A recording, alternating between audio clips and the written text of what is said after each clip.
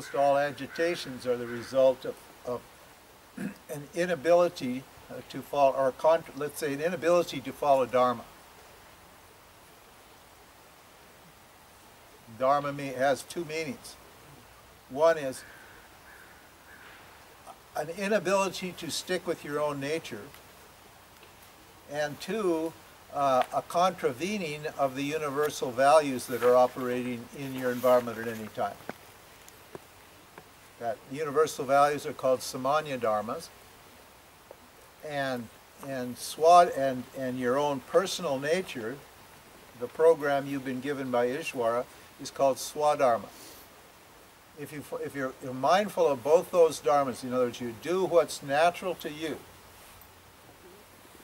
even if you're a criminal, if you follow your criminal dharma properly, and you play by the rules, you'll be fine. As far as swadharma goes, you may find you come in contact with other people's values and the society's values, and then you'll have a problem. Then you won't be following the Vishesha Dharma, Samanya Dharma. But that's fine with you because you've already decided that what? That getting what I want at the expense of others is what? Is worth the price. I'm ready to go to jail and suffer this, whatever it is, so it's fine. There was a really cool story in India I read years ago when I was waiting for a plane in Delhi, and there was a newspaper, and I was reading the paper, and it was about this. I'm sorry, I'm getting off topic. We really got to get to the text,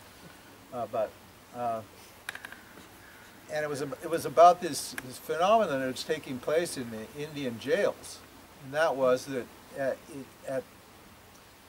in the 9th month of pregnancy, these low-caste criminal women, low-caste women, they belong to a criminal caste, were getting locked up and put in jail.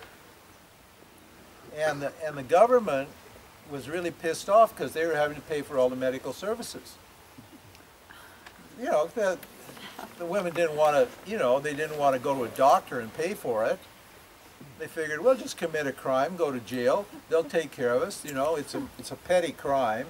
So we'll get out of here. The kid will be born in jail, he'll be healthy, and then we'll go and continue our criminal activity. That was their view. So,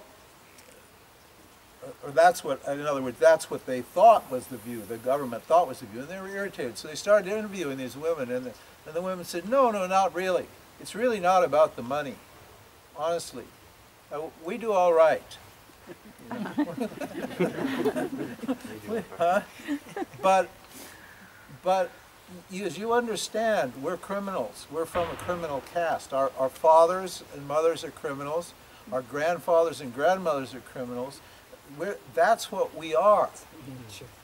And our children are going to be criminals. That's the way it is. And since they're going to be criminals, they're going to spend a good part of their life in jail. And we would like them to be born here so they feel comfortable.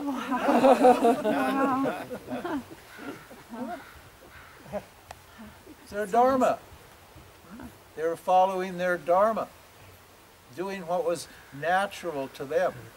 Because if you don't act out your program, if you don't act out what you are properly, you're never going to get realized here.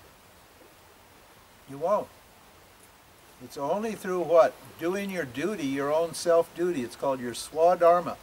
Following your program and acting out what needs to be acted out and needs to be done, that your mind becomes what? Resolved and peaceful. And then what?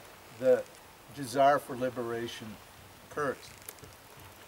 In the spiritual world, we find many people who know the self but have lots of conflicts, and they refuse to what? Know who they are, but they still maintain bad relationships. They still stay in bad relationships and suffer. They're going against their dharma. And once you know who you are and you stay in a bad relationship, you're going to suffer. Ishvara is going to make you suffer, for sure.